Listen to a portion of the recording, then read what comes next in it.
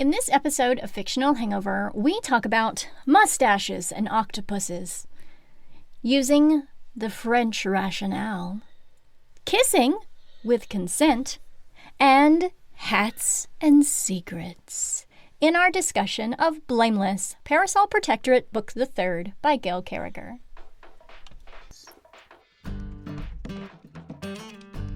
I don't think it's gonna last. Mine will, because it's freaking on my face. Hey everybody, welcome to Fictional Hangover, a podcast about young adult and new adult, and sometimes other books, series, authors, voice actors, and illustrators that is full of spoilers. I'm Amanda. I think I'm Claire. I'm a bit kerfuffled. And today we're going to discuss Blameless, Parasol Protectorate, Book the Third by Gail Carriger. Standard disclaimer. If you haven't read this book, please remember that Fictional Hangover is all about spoilers. If you haven't read or listened and don't want to be spoiled, stop listening to us. It's coming up. See it.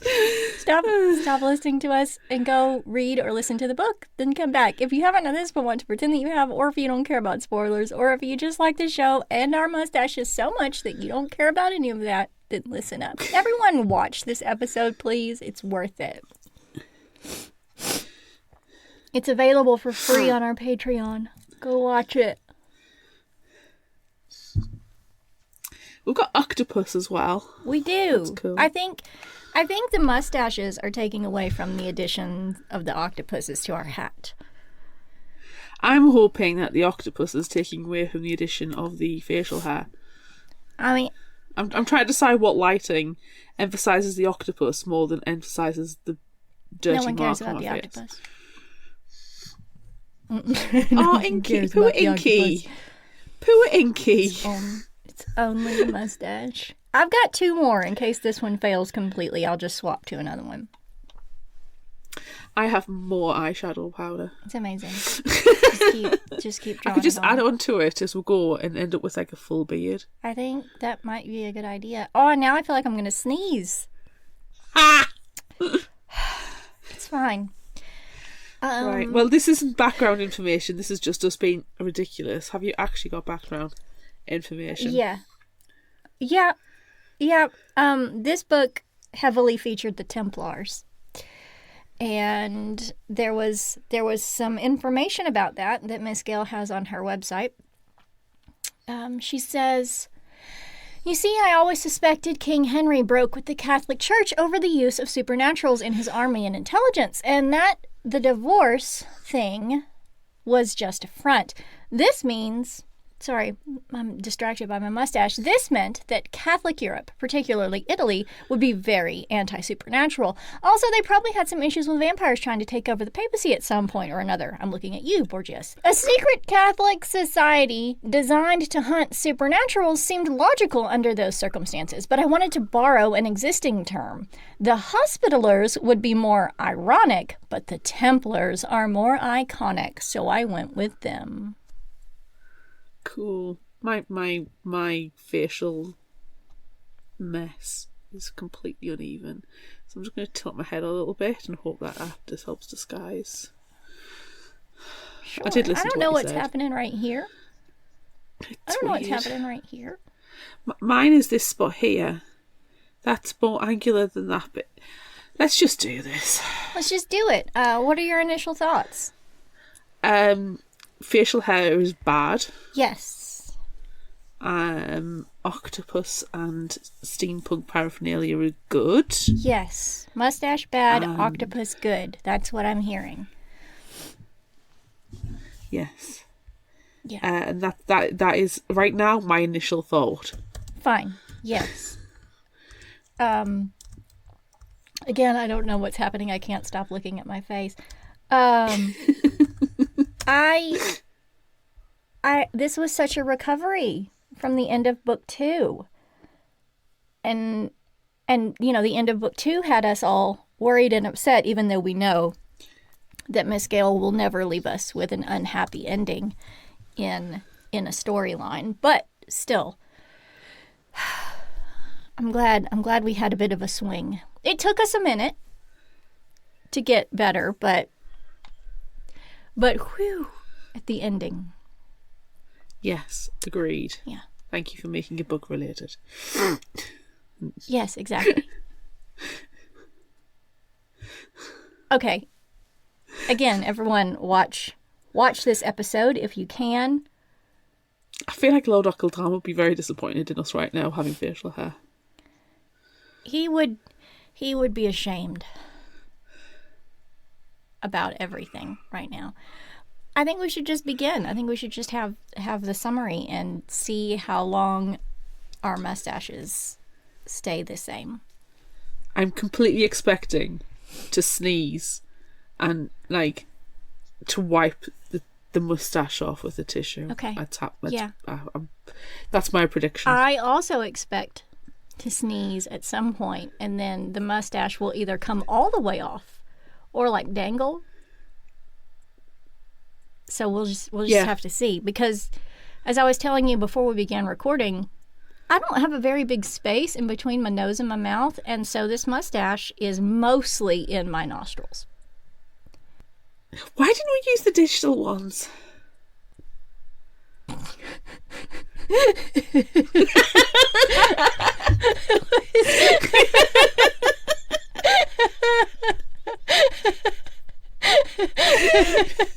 We've done those before. Why didn't we use those ones? I lost it.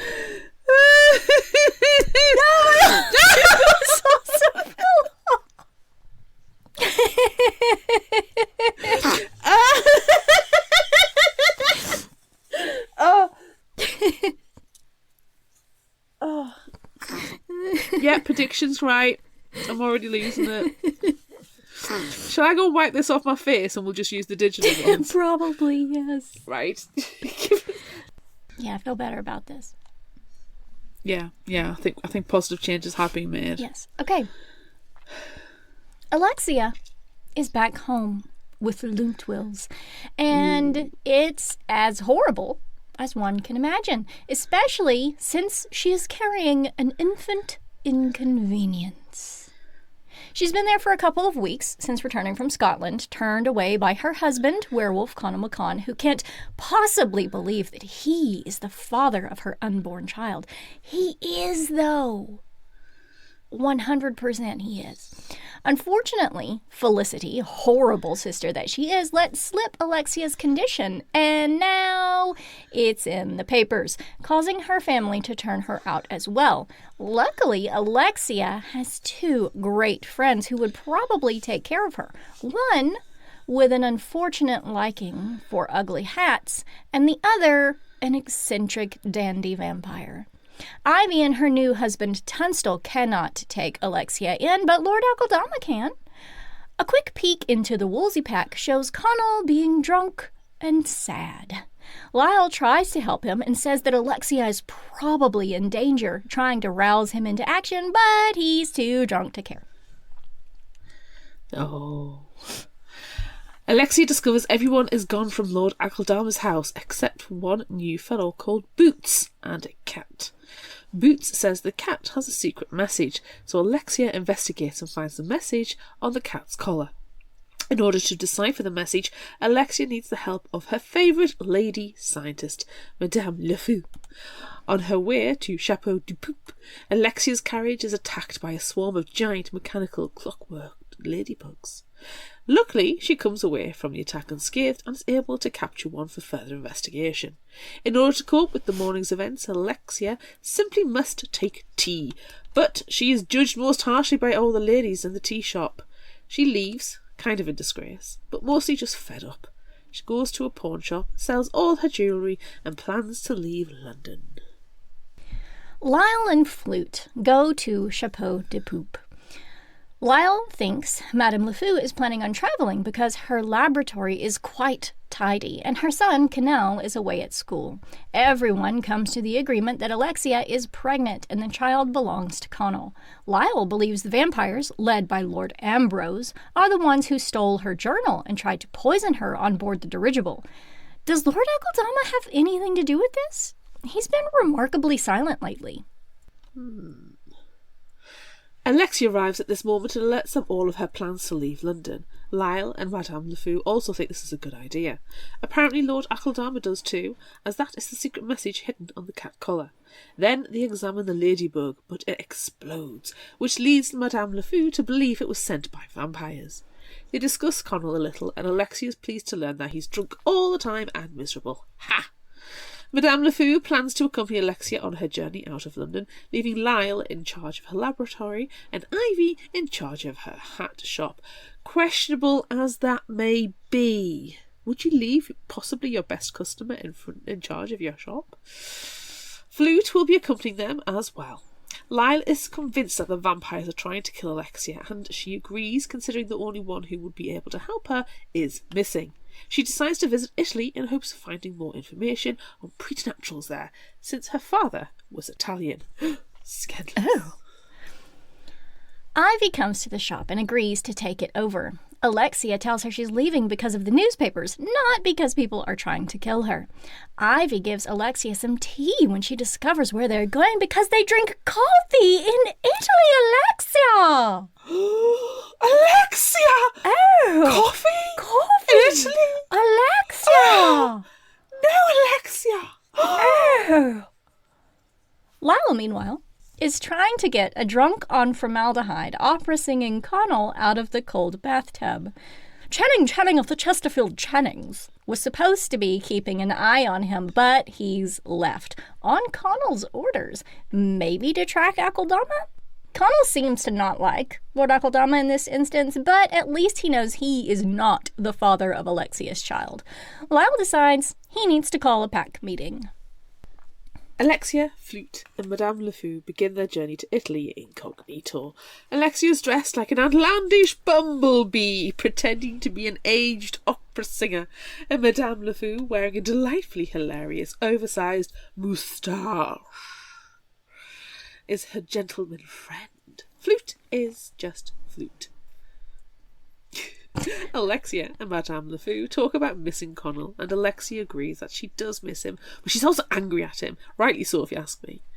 He's left her completely alone in this situation with the infant inconvenience. What a dick. She's worried that she won't be able to carry to term because preternaturals breed true and naturally repel each other.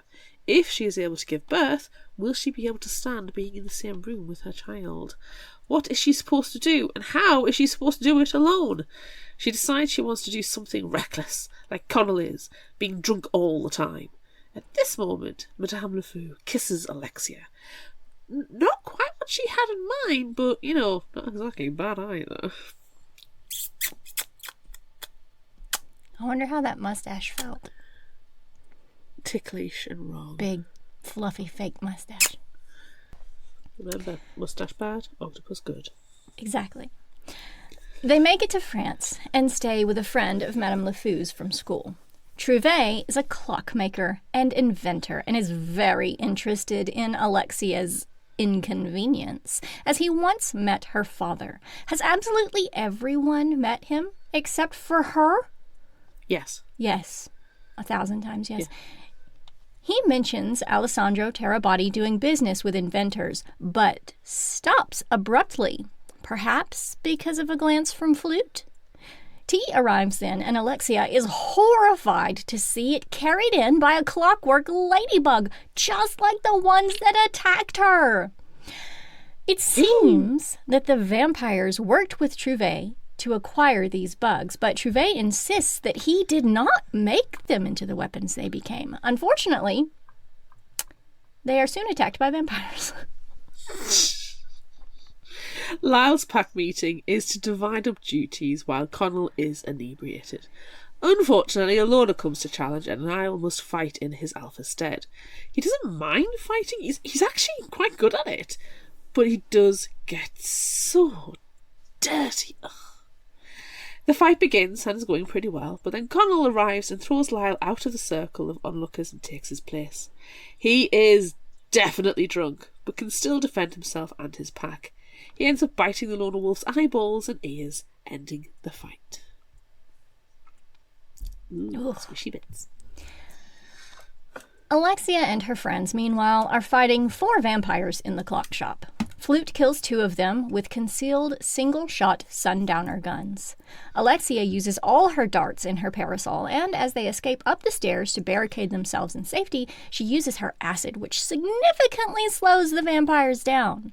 They get into the attic and up to the roof, where Trouvé has an ornithopter. Then they hear another creature joining the fray. As Madame LeFou, Alexia, and Flute fly away, Alexia sees a great white beast. Lyle decides to go off in search of Lord Akeldama and learns from a blood whore that he is elsewhere, but that the Countess Nadesty might know where. Lyle then pays a visit to the Tunstals and gets some rather interesting information from Ivy, which he was not expecting.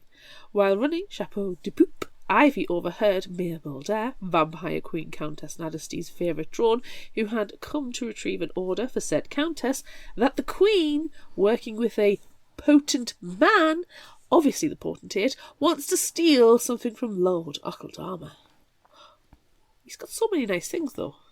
He really does. I'm very surprised that it wasn't.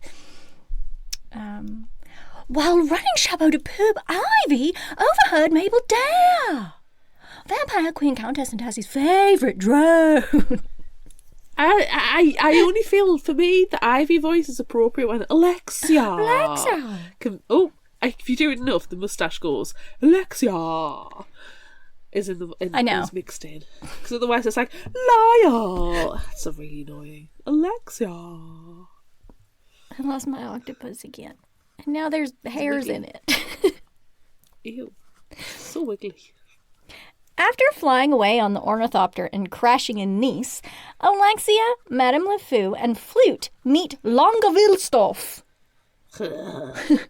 He is a German scientist and member of the Order of the Brass Octopus who is enamored with Alexia. He is also the foremost expert scientist of preternaturals. He's pleased to meet Alexia, who he refers to as a female specimen, but is wary of Flute until he discovers that he is not supernatural. Longueville-Stoff is certain that Alexia will miscarry because preternaturals always breed true, which we were discussing earlier. But in every other instance, the other partner has always been a normal person, not a supernatural. Madame LeFou is certain Alexia's infant inconvenience is something else. After all, why would the vampires want to kill her if she was just going to miscarry? When Longueville-Stoff hears that vampires are after Alexia, he forces them to leave his home. He hates supernaturals. He gives them everything they need to make it to the Templars in Italy. Unfortunately, on their journey to Italy, they are chased by vampire drones. After a long, harrowing, exciting adventure, they cross the border into Italy and are met by the Templars. They know exactly who Alexia is, tell her they've been waiting a long time for her return, then they inject her with something and she passes out. Meanwhile, back at Wolseley, Connell finally comes to his senses about Alexia and admits that Alexia's pregnancy is his doing. Lyle suggests he grovel publicly by way of the newspaper, and he agrees. He will stop by the newspaper on his way to Italy to find his wife. He questions why Akeldama hasn't helped, and Lyle alerts him that Akeldama and all his drones are missing, gone to look for something Lord Ambrose stole. Alexia wakes after 3 days unconscious. She follows her nose from her room to breakfast, where she finds Flute and Madame LeFou seated amongst the Templars. None of the Templars will speak to Alexia or serve her, or even give her a plate to eat from. Flute shares his with her, and when she's done eating, tosses her plate over the fence. Apparently, the Templars don't like preternaturals much. They think they're demons. A leader of the Templars explains this to Alexia after showing her a device invented by Longueville-Stoff. This device detects ether, and when Alexia breathes into it, it has no reaction. Clearly, being preternatural means she puts out no ether, but normal humans, and perhaps others with excess soul, do. Interesting. The Douane, the Queen's head werewolf, comes to call, and he has bad news. Lyle greets him as Connell is away, investigating the whereabouts of Lord Akeldama. The Douane intercepted an ethergraphic transmission from the potentate to Paris, calling for Alexia's death. Clearly, the vampires believe that Alexia's infant inconvenience is not a preternatural and that it must be destroyed. Connell walks in, nakedly, and is furious that anyone wants his wife dead. After the Dewan leaves, giving the information to his fellow werewolves as a wolf and not as an agent of the Queen, Connell declares he's found where the object stolen from Lord Akeldama is, and he and Lyle are going to retrieve it. Alexia, Flute, and Madame LeFou, followed distantly by Templars, travel to retrieve their belongings sent by Trouvé. Along with their things is a letter from Ivy, telling Alexia about creating a new hair accessory for dirigible travel. Hair muffs. Ooh, interesting. She also writes that Captain Fastenhue has dumped her sister and is now engaged to another woman, and presumably this is Alexia's fault. Alexia! Alexia, how could you do that from Italy, being unconscious for 3 days? Alexia, how dare you? Alexia, oh my gosh. Along with the letter is a clipping from the newspaper advertising the hair muffs, but on the back is Connell's printed retraction. Alexia cries in relief, but doesn't have long to think on this because more drones arrive intent on killing her. They try to fight them off, but are almost defeated until a masked man arrives to help them. The Templars soon catch up, and the drones are all defeated. Back at the Templars' temple, Alexia spends the night reading and then discovers a chamber where she finds many body parts concealed in jars. Sounds like a werewolf snack room, if you ask me. They're all pickled. Pickled fingers, pickled toes. Flute has followed her and alerts her that the jars are weapons, meaning that body parts inside are pieces of preternaturals, so not a snack room. Flute assures Alexia that he had her father completely cremated, so none of these parts are his. Alexia insists that they alert the Queen, even though she is no longer Wujan. She sends Flute off to send an ethergraphic transmission to Lyle. Connell and Lyle make their way to the Thames, where Lord Akeldama's stolen item is sunk.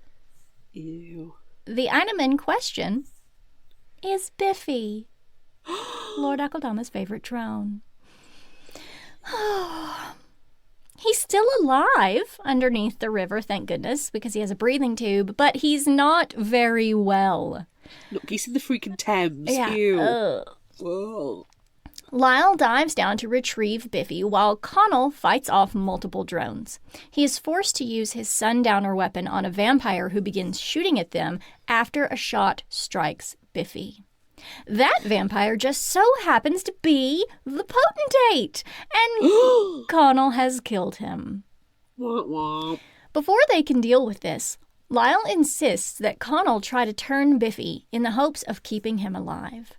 Connell is successful, and Biffy is no longer Lord Akeldama's favorite drone, and is instead a beautiful chocolate brown wolf.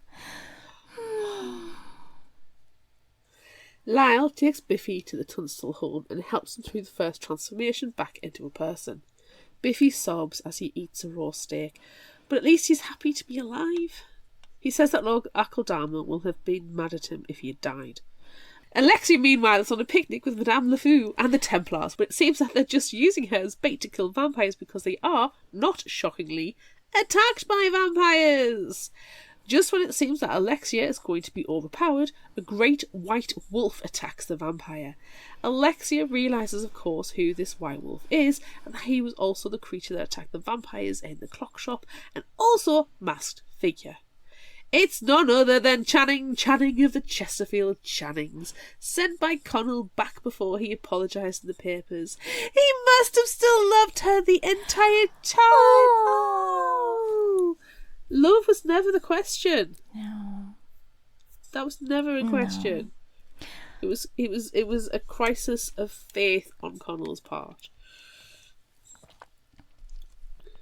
Lyle and Biffy head back to BUR headquarters after Tunstall alerts Lyle that everyone is in a tizzy because the potentate is dead. There are many visitors to the office, but the most important ones are Lord Akeldama and Queen Victoria. Lord Akaldama is most upset about his darling Biffy being metamorphosed into a werewolf and goes so far as to say they should have just let him die. Biffy wakes up and questions Lord Akaldama then, and there's a moment of tenderness between the vampire and his former favorite drone that Lyle must look away from.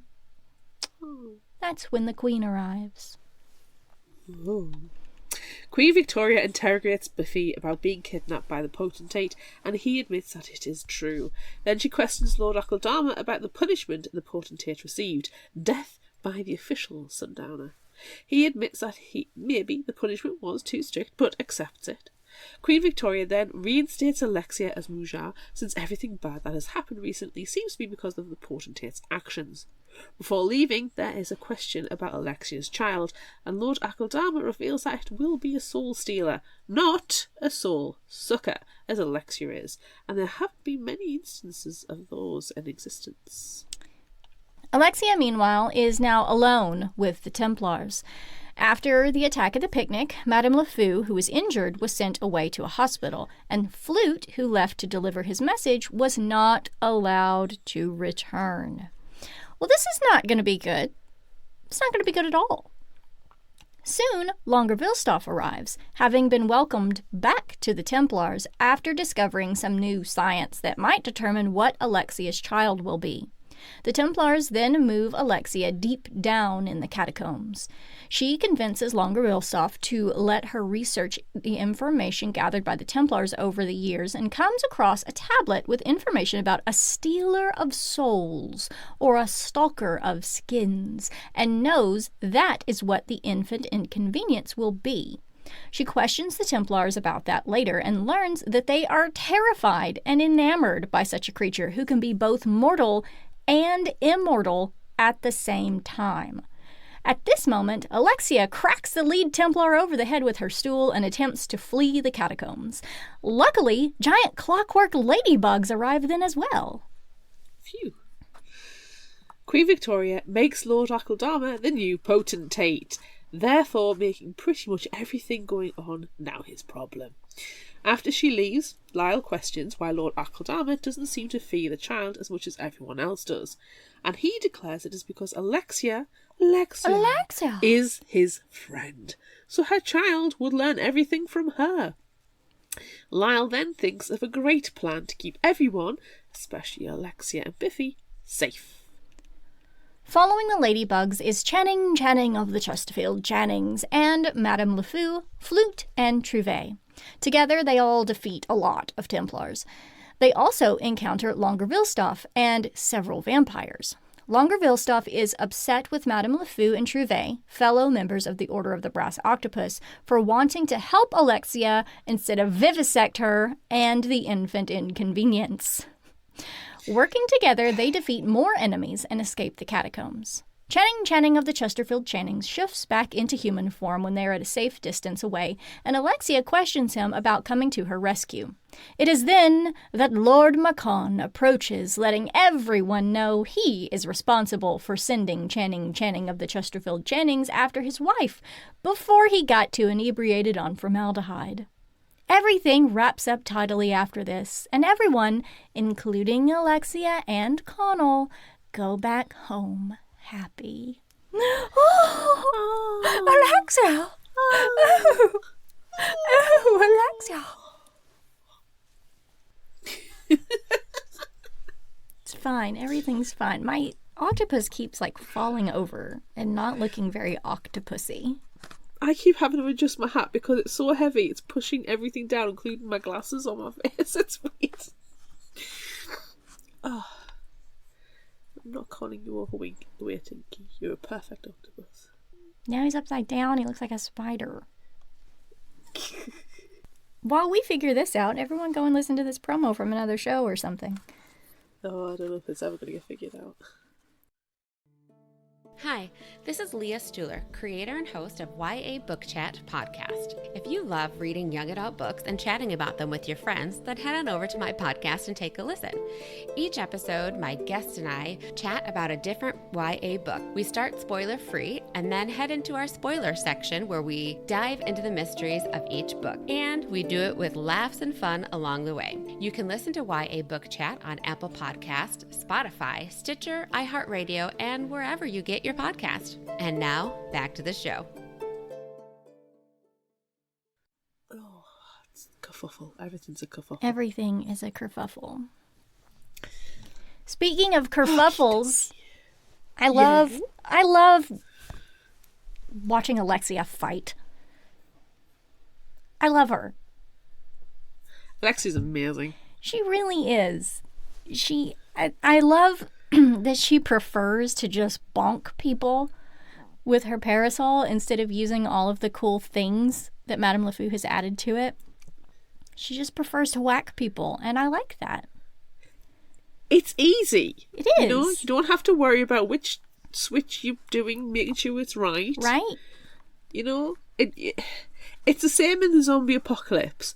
You want to hit people, you don't want to shoot people. Right. Bullets are finite. Boinkings can go on for a while. Boinking can go on for a very long while. It can go on for a long, long time, especially when you have such mustaches as we do. Oh. Do you know what else I love? Madame LeFou and a mustache. I think her mustache will be much better than what we're attempting. Yeah. I mean, I feel like my first one that fell off immediately was pretty good.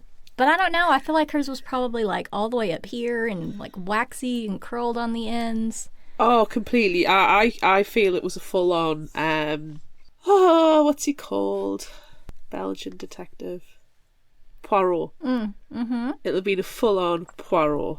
Definitely. I'm sure it was. Yeah.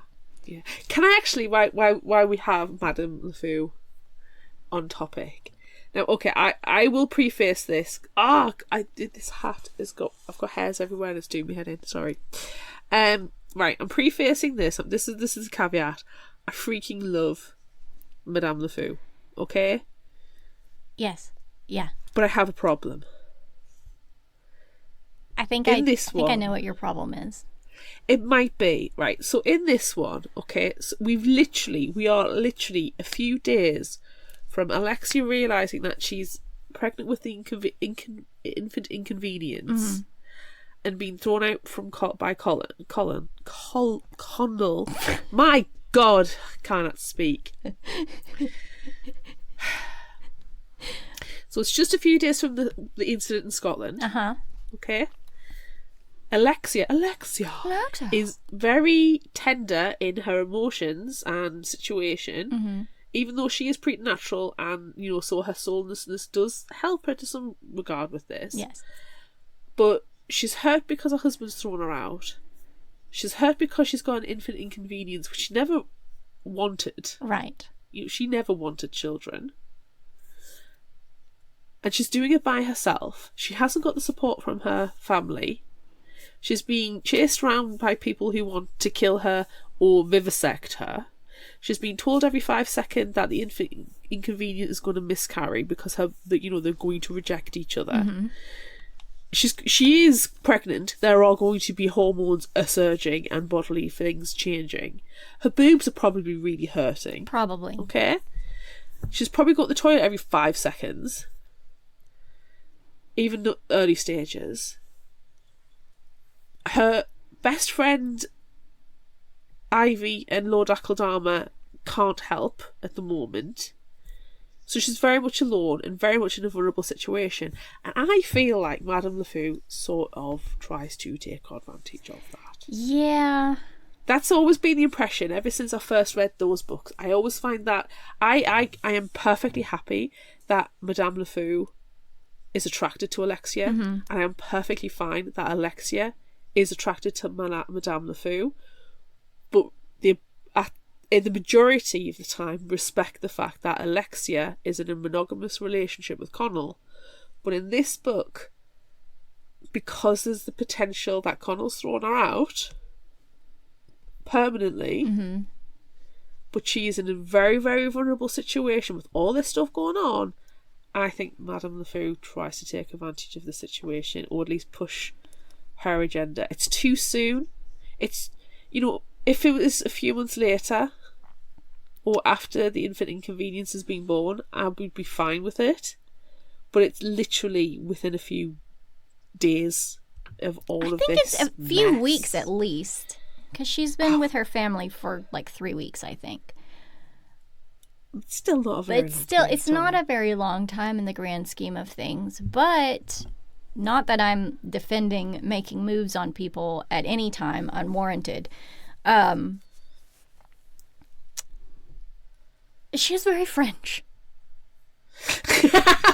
we're having the French as an excuse. And I think just the fact that Alexia was kicked out of her home, I feel like that feels kind of final in this instance.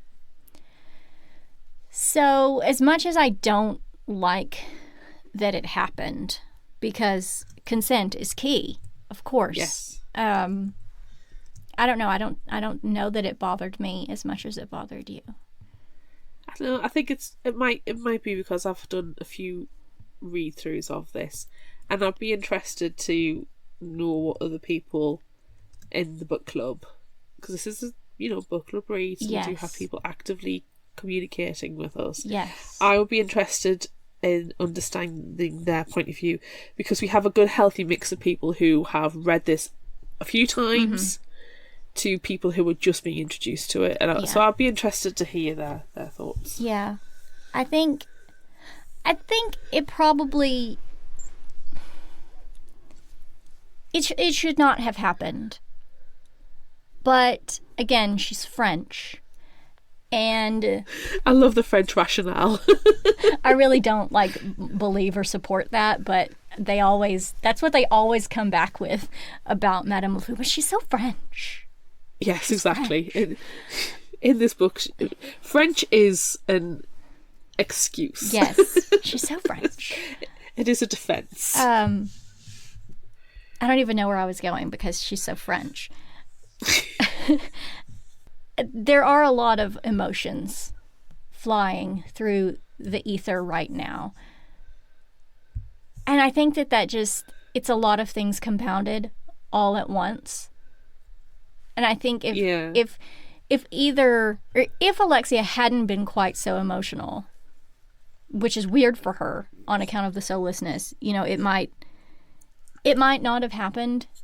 But I think it was like, well, this is my chance. This is the opportunity that I have. So I'm going to have to do it right now. And I don't like it. But I can see why it took place at this moment. Yeah. See, I would think Madame LeFou, she is so intelligent. I genuinely think that Madame LeFou knows that Connell's going to come to his senses. Probably. And she's still trying to swing Alexia her way. Yeah. Like, hey, I'm here. I'm here right now.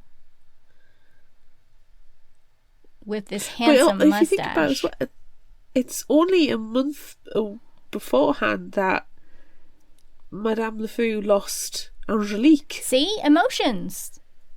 Emotions are happening. And she also helped her with her pregnancy.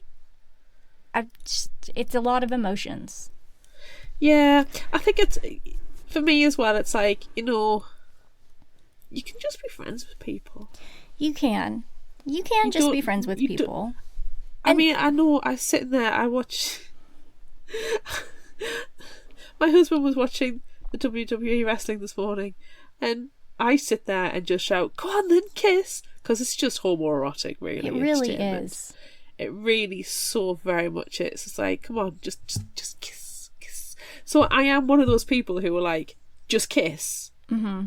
But this, in Blameless, I am actually actively shouting, don't kiss. Right. Which is very not in character for me. It's shocking. Is that your surprise? Do you know what it probably is?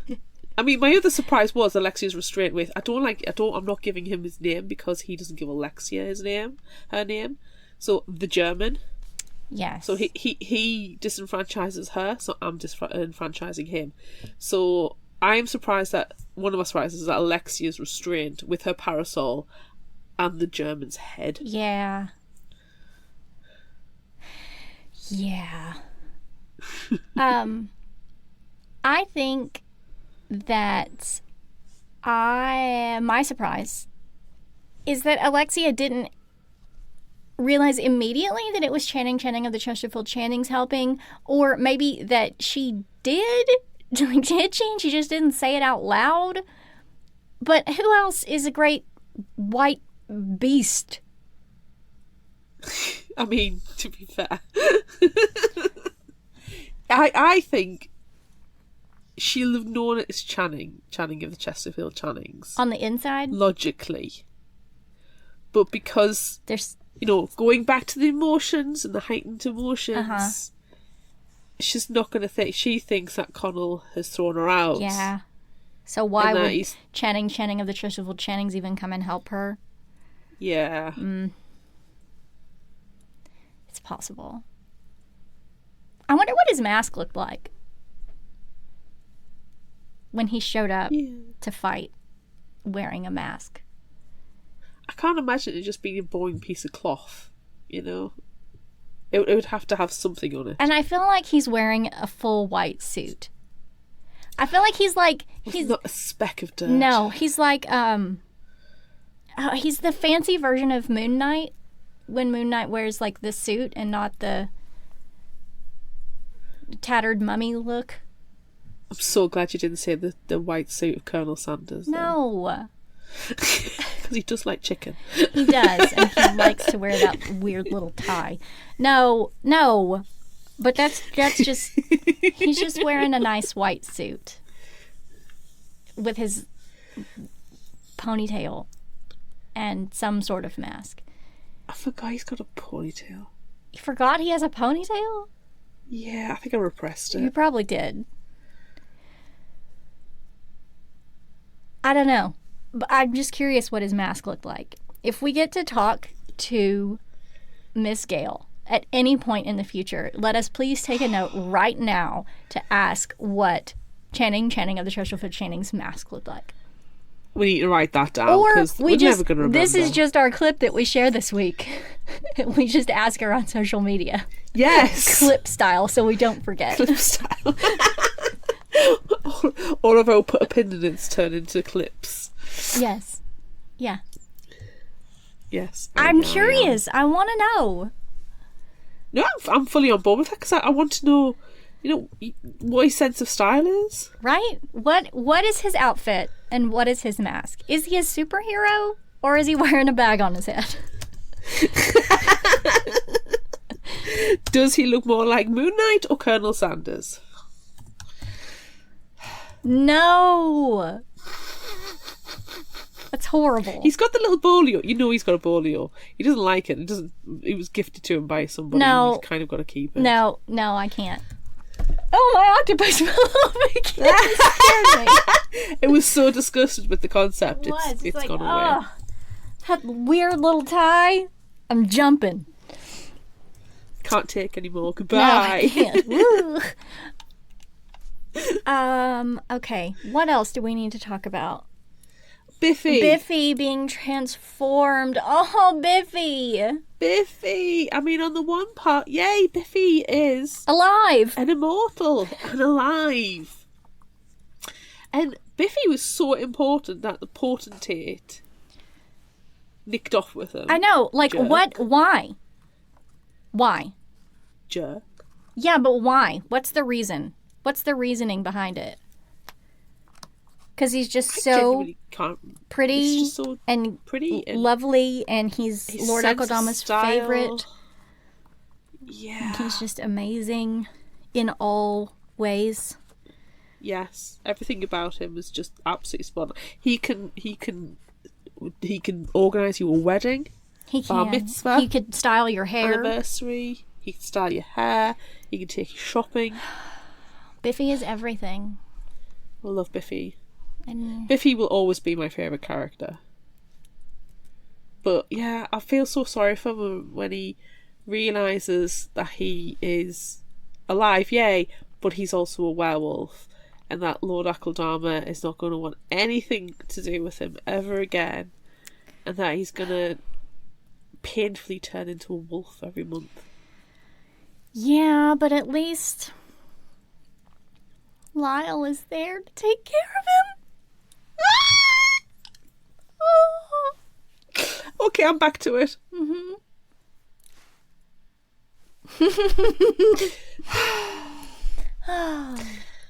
It's all about the kissing this week.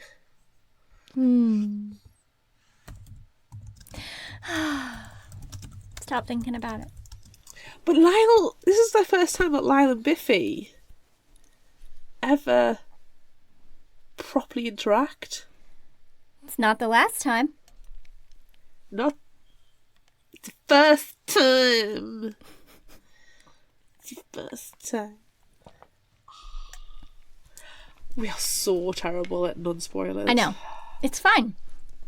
But you know what? Statute of limitations. These True. books have been, and the novellas have been out for ages. They really have been.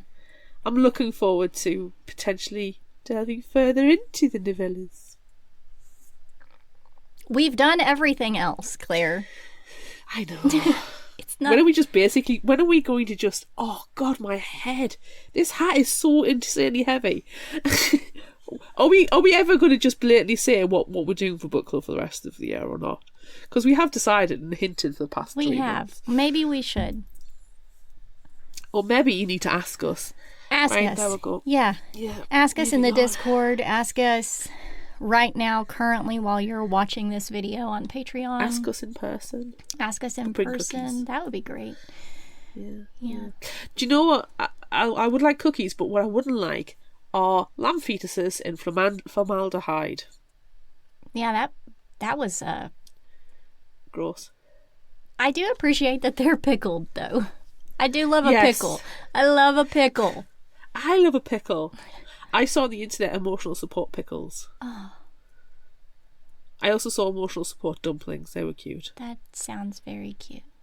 Yeah. Yeah, Get everything off. I hate that that's how Connell has to get drunk, is by drinking formaldehyde, and then he went through all of Lyle's samples. And there was a whole thing which was not mentioned in the summary about it being like he's a sheep scientist. He's an expert in lambs and sheep rearing, yes. Yes, sheep as in ba. And his face is completely straight when everybody's like, you get the irony, yeah? Yeah? You're a werewolf and you're a lamb expert? Yeah. And Lyle's like, no. He gets it. You know Lyle gets it. Of course he You know does. Lyle has... And this is not the first time it's been there. So Yeah, of course. He's perfected the poker face. Of course. Of course. What else? The Templars sucked. Little Germans sucked. Yes. I Most kind of liked is it how Trouvet? I liked him. the French clockmaker. Kind of liked him. Trouvet, yeah, he was Yeah, cool. Trouvet. Yeah. He was good. But every other additional character in this one, nah. Yeah, not enough Lord Akeldama. He did. No, that made me sad. Hide. That But now yeah. he's the potentate. Yes. I feel like there wasn't, as much as I love Alexia and Madame LeFou and Flute also in this one, amazing. I do love Flute, but I missed Lord Akeldama, and I missed a lot of Connell. Yeah, Yeah, no, I like that one. It's the one that stands out the most because it's got the main characters, apart from Alexia, Madame LeFou, in the least, Yeah. it feels like. Yeah. At least they're not interacting very much. It's, meanwhile, this is happening with this character. Yes. Meanwhile, this is happening with this character. Meanwhile. Also, and I'm fine with that. Also, I missed Ivy. Yes. We need to get back home, okay? We need to be back home. I don't want to be abroad anymore. We need to be back home. We need to be back home with our busy mates going, Alexia. Or if we do travel, we need to take them all with us. Yes. Which is a bit hard when it's Lord Ackledon. Right. He's a vampire. He can't travel very well. Really travel. Which is a downside to being a vampire in this universe. Yeah. I mean, you can be a rove and you can swarm, but that's hard. Yeah. It's not an easy thing to do. No.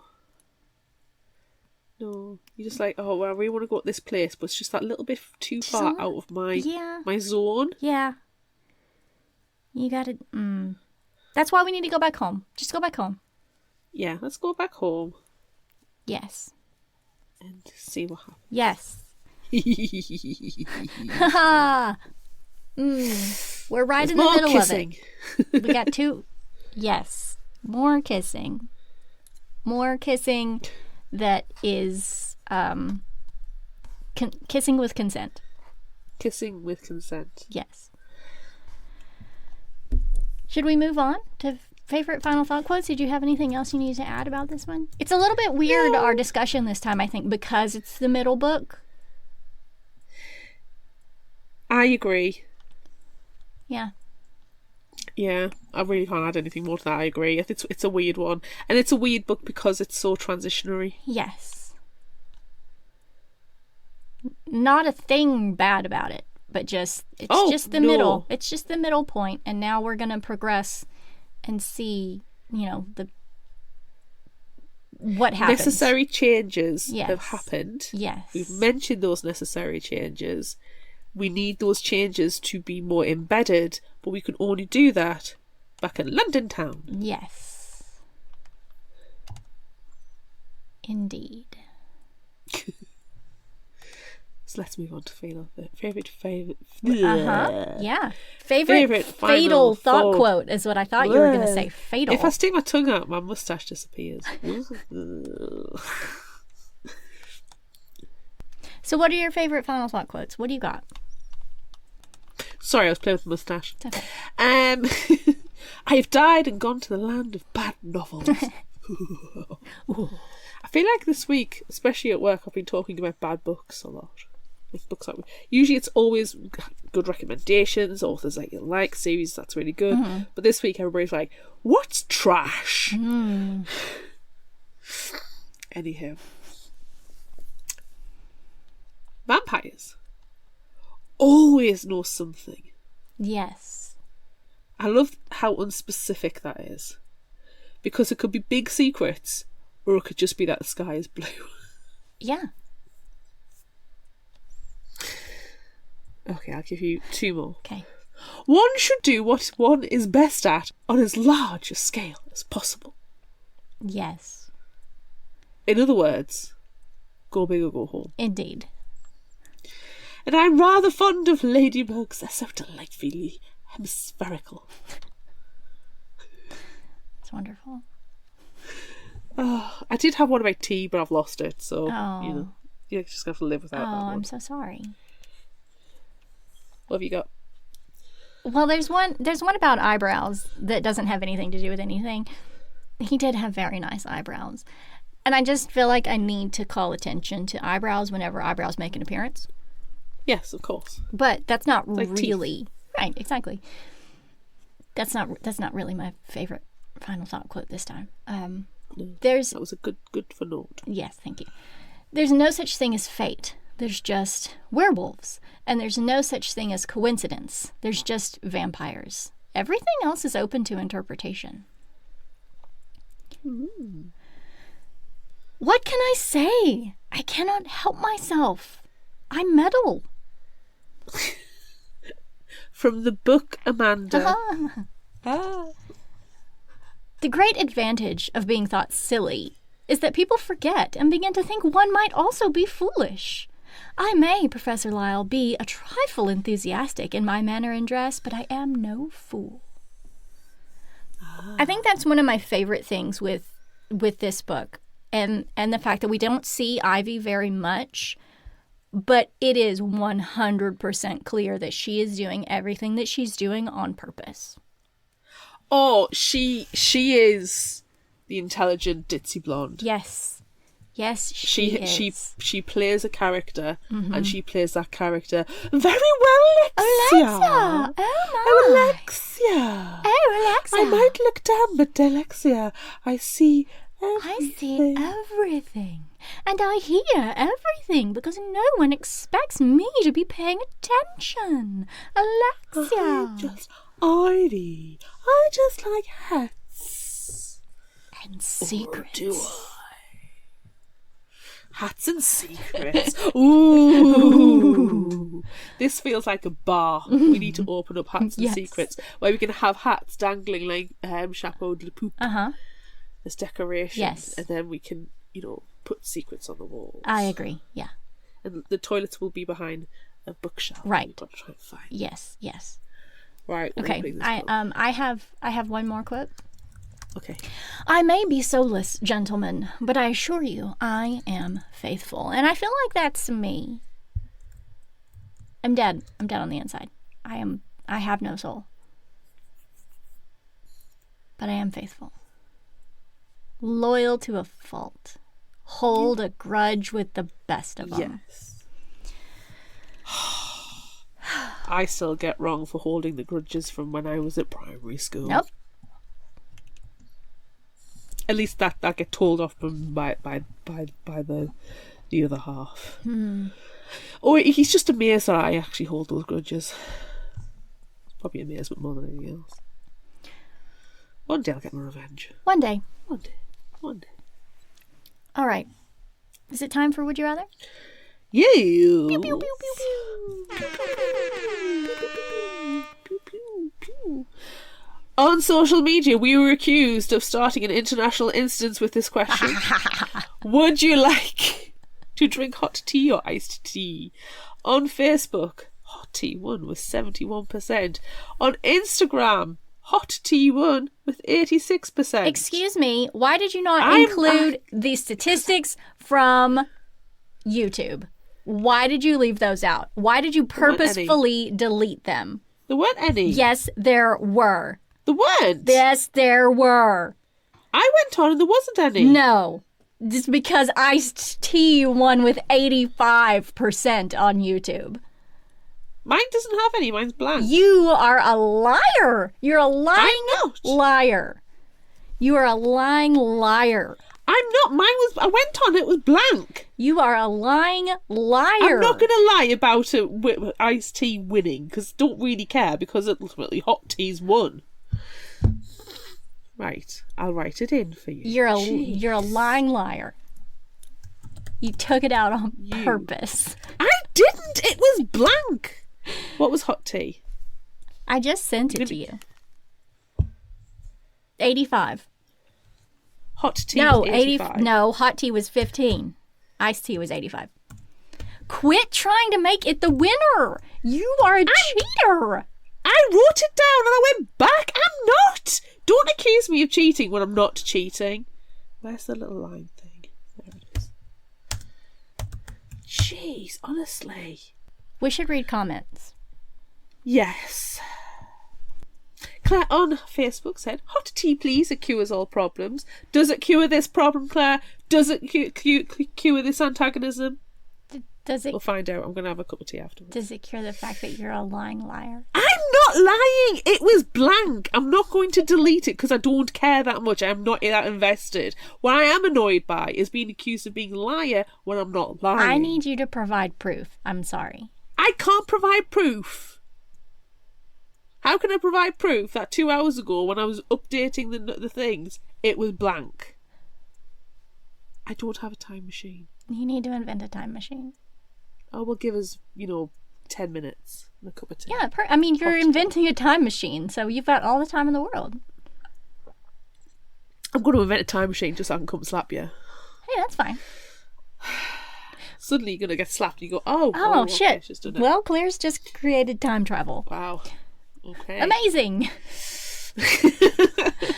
Coral on Facebook says, well, I think it all depends on the weather. On a cold winter day, you go with hot tea. And then on a hot summer day, you go with iced tea. So both. I did call her out on a no option C bullshit. Of course. Cody on Facebook said, lots of hot tea lately. I'm so over the cold. Katrina on Facebook says, always hot tea for me, regardless of the weather. And when I go away, even to a hot country, I always bring my kettle and tea bags to make sure I can have my tea. Never iced tea or, shudder, coffee. Alexia! They drink coffee! I gasped and my tush fell off. I know. I covered my ears and my mustache came off. But now start doing it again. You lost half of it then. Annie on Facebook said, PG tips hot with milk and sugar every morning. Whether too hot for tea? To quote Gail Carriger, you have just described hell. Drew on Facebook says, nothing beats a cuppa.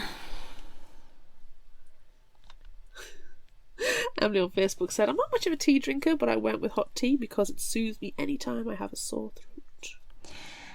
Bree Tard on Instagram says, I like my tea like I like my ideal body temperature. Hot and cozy.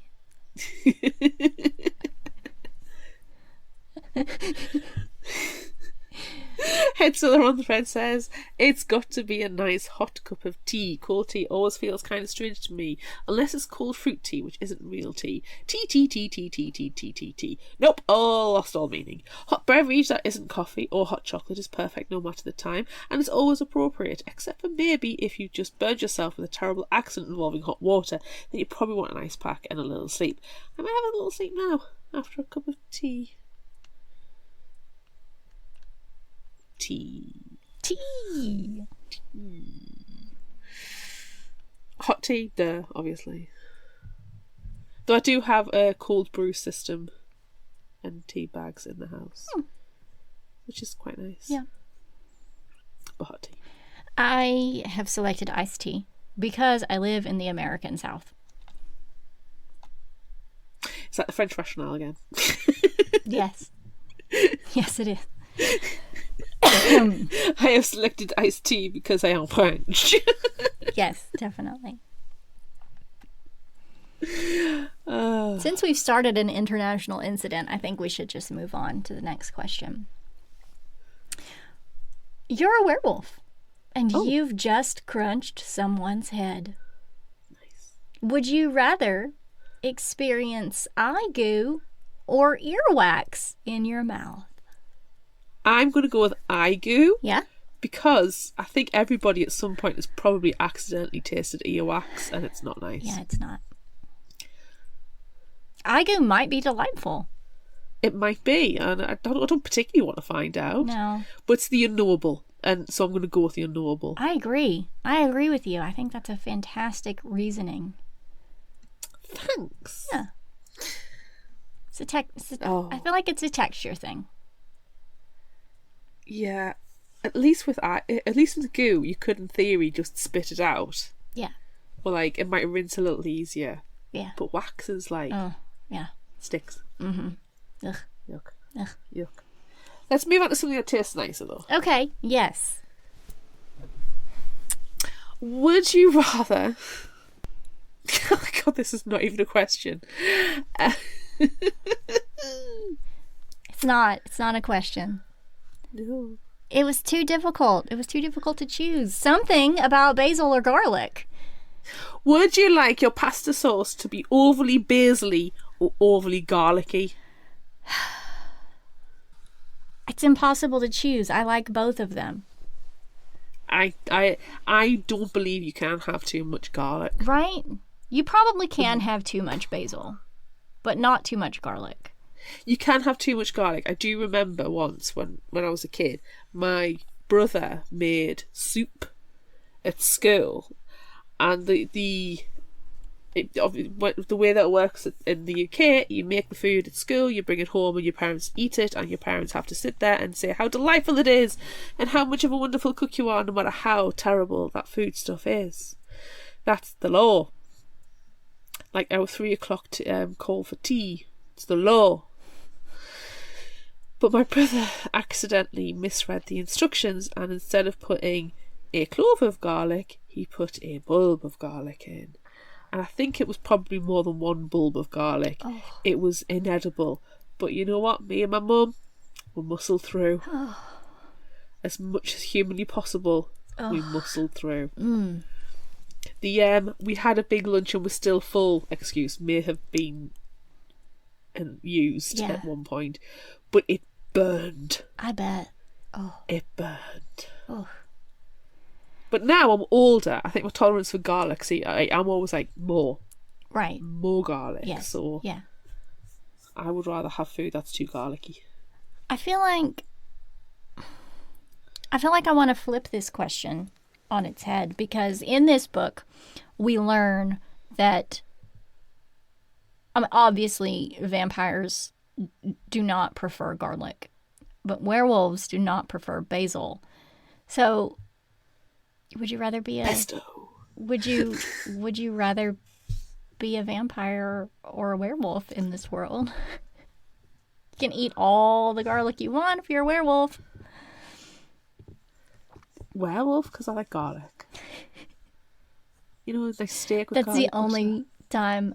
Some pasta. I think that's garlic. The only time we would ever choose werewolf. The other bonus in this world with being a werewolf is that you have the ability to travel. You're not stuck in... I mean, Countess Majesty never leaves house. Yeah. And it's a bit sad. It is. Yeah. And so, as much as, you know, the vampire is always our number one, I think within the Parasol Protectorate universe, at least within Miss Gail's universe, werewolves are, I'm not going to say better, but the more attractive supernatural. Yeah. Unless... in the terms of their autonomy. Unless you are a rove vampire who makes your home on a floating school. Then you get to travel. But that did not end well at times. No, it did not. But there was a fantastic mustache involved. There's always a fantastic mustache involved. Okay, next question. Would you rather fight Channing of the Chesterfield Channings or Professor Lyle? Channing of the Chesterfield Channings, because he's the Gamma, Lyle's the Beta, and the Beta is a theory a better fighter than the Gamma. Yeah. Because the Beta will step up to look after the pack. Yeah. Over the Gamma. And I also think Channing of the Chesterfield Channings are more likely to try to fight dirty with him. I respect Lyle more. Yeah, I don't want to hurt Lyle. I was thinking, like, the perfect way to end a fight with Lyle would be to just, like, sling mud on him. And he'd be like, oh, I'm so dirty, no. But I don't want to do that to him because I like him. I want to sling mud on Channing of the Chesterfield Channing's perfect white suit. Yes, and his perfect white ponytail. Yes. If he's wearing a mask, though, you might not get it on his face. But we don't know. We don't know what that looks like. I don't even want it to be a lot. I just want it to be a little flick. Oh, like a... Just enough that it's there. But it's that horrible, like, gritty, moist one where nothing is good. If you try and wipe it, you're just going to make it worse. Yes. If you try and soak it up, it's not going to disappear. Yeah. It's just tiny little bit. And in theory, you can just go about your day with it fine. But he knows it's there. Right. And, like, no one else would probably even notice it. Well, he knows. But he knows, and it's burning his soul. Yes. I don't mind Channing of the Chesterfield Channings. He's a good character. Uh-huh. But he needs to be put in his place and reminded that he is not the be-all and end-all in the centre of the universe. Right. And how do you do that? Flick a flick of dirt on him. That's Get right. somebody who likes rocks. Mm-hmm. Next question. Mm-hmm. Last question. Would you rather be called a stealer of souls or a stalker of skins? And why is it stealer of souls? I mean, that Because just... it sounds cool. It sounds so much more mysterious. Oh, it's cool. The stealer of souls has...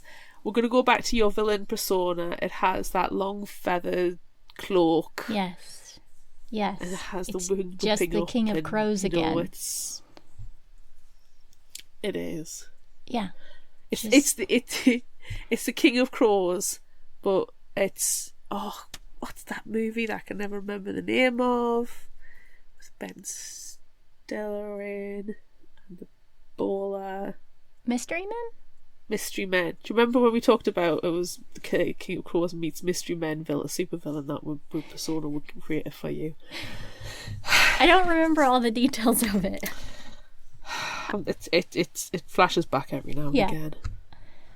That was a stretch of a callback, but there you It's go. fine. It's fine. Stalk of skins kind of makes me think you've got dry skin and you need some moisturiser. Yeah, it reminds me of a creature that is, I think, more predominantly in the United States, like a skinwalker. Oh yeah. Yeah.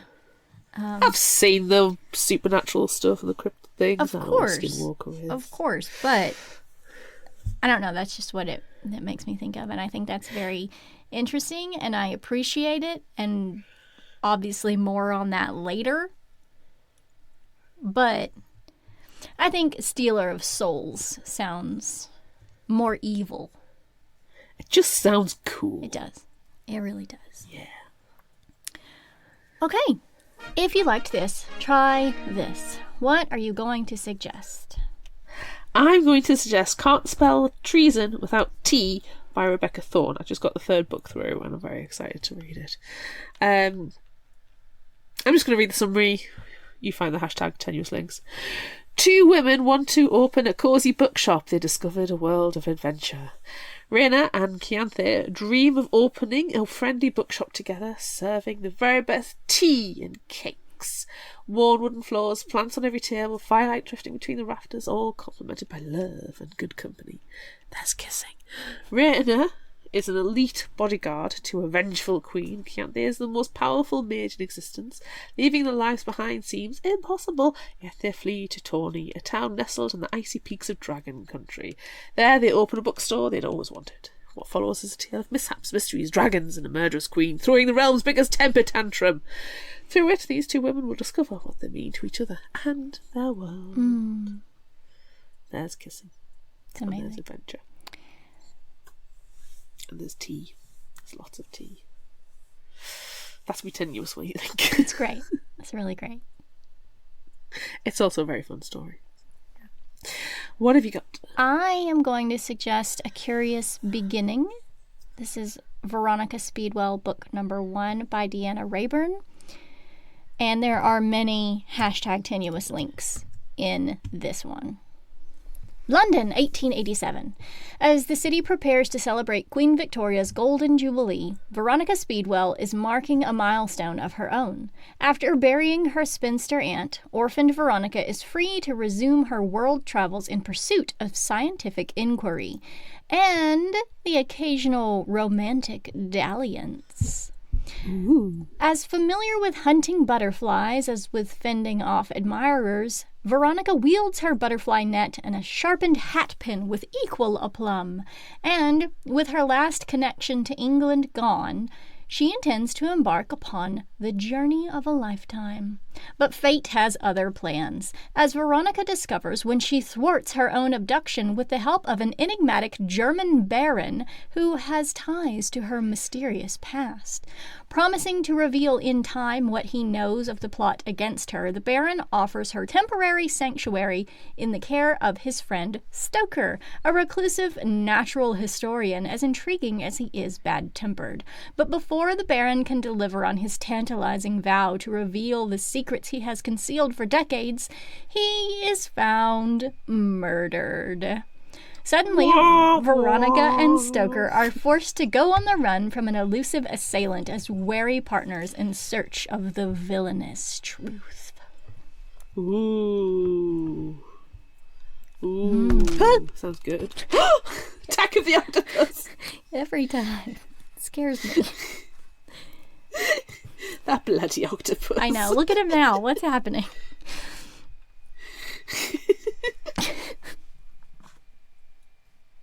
I just love the way the legs are. Yeah, he's very Inky, handsome. you're doing really well. Well done. You've been very good. Okay, this is crazy. Do we have a new and indie spotlight? We do have a new and indie spotlight. Now, this one, it has some very tenuous hashtag links. Very tenuous. Very. But I still think it's fitting. If it's the most tenuous possible, that's what we like. Yeah. Yeah. Okay. This one is called The Secret Song of Shelby Ray, and it comes out June 3rd. It's by Rain Lacko, and we just got this one in an email recently. Cool. 18-year-old Shelby Ray has a secret superpower. She can hear people's deepest emotions and truths in song form just by touching them. But in a world where everyone guards their secrets, her gift feels more like a curse. Life has been hard since she lost her dad, and it reaches a new low when she gets kicked out by her drug-addicted mom. Shelby's life hits a turning point, however, when she meets Zach Wyatt, a chart-topping rock star with a hidden side only she can hear. Swept into his world of fame and music, Shelby forms an electrifying connection with Zach that she can't resist. But darkness lurks beneath the spotlight. Zach's jealousy of his bandmate Stanford, a troubled musical genius, threatens to destroy everything. And when Shelby uncovers Stanford's devastating truth, she faces an impossible choice that could shatter their world. In a whirlwind of love, betrayal, heartbreak, and injustice, Shelby must find the courage to listen to her own inner song. Many hashtag tenuous links here. Many. Many, but still sound very good. Many. Do you love a hashtag tenuous link though? So we do, and there are things. There are things that. There are things, and there's stuff. There's stuff and things that are similar. I mean, she has a gift that is also a curse. She doesn't have a dad. Right, okay. Yep. And there's darkness. There's darkness that lurks around. Hello, darkness, my old friend. Yes. You bring an octopus and a moustache again. That's amazing. This brings us to the end of this episode of Fictional Hangover. I'm Amanda. And I'm Claire. Join us next time as we discuss Mish the Bad Demon, The Secret of the Fang by Michelle Lamb. Look out for our Would You Rather polls and monthly challenges on social media. Don't forget about our book club on Discord. Be sure to visit our shop on Redbubble at fictionalhangover.redbubble.com for all your favorite Fictional Hangover-themed merchandise, and become a patron of ours on Patreon at patreon.com/fictionalhangover, where you can watch this episode right now. Until next time, remember, the only cure for a fictional hangover is another book.